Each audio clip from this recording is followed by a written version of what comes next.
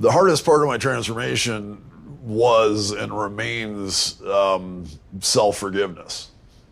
And that's a struggle that I'll be on for the rest of my life. I never lose sight of the harm that I've done to people because I've hurt all sorts of people with my bare hands. And then I don't know how many angry white kids I recruited and got them completely whipped into a frenzy and then set them out loose in society to go and attack people. It's exponential. And that's not even thinking about the music that I made, white power skinhead music, which is still out there and it's screaming at people to murder each other because of the color of their skin. The mantra was, we must secure the existence of our people and a future for white children. We basically thought like society is going to break down, that we would be agents in the breakdown of society, and that we would be fighting to build this Aryan white state. This is something that is an inherent part of every strain of white nationalism. I was raised in a hyper-conservative Christian home. We were taught that anything outside of our bubble was wrong. At 14 years old, I was recruited into America's first neo-Nazi skinhead group. The thing that really drew me to the white supremacist movement was coming out of the military. There was just so much anger and pent-up rage. We really hated everybody.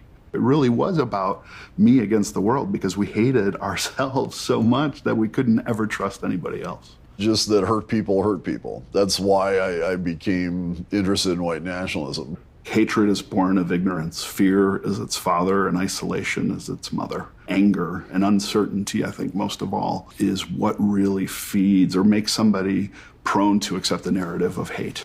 So there was a lot of hate crimes. I mean, a lot of hate crimes that happened over the years that I was in.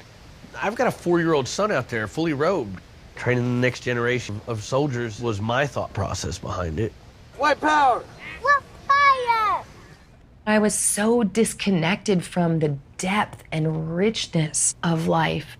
I didn't recognize how I had made my life into something that was so immersed in really the worst parts of being alive. And then it started to become toxic and feel like it was eating me alive. If I hadn't left the movement, I'd be dead. I'd be dead or in jail. My wife was against it from the beginning. She's like, you're going to choose your kids or you're going to choose the Klan. You pick. What kind of man would choose that organization over his kids? I got to spend time with gay couples and lesbian couples that brought their kids in. I was finally getting to see the colors of the rainbow.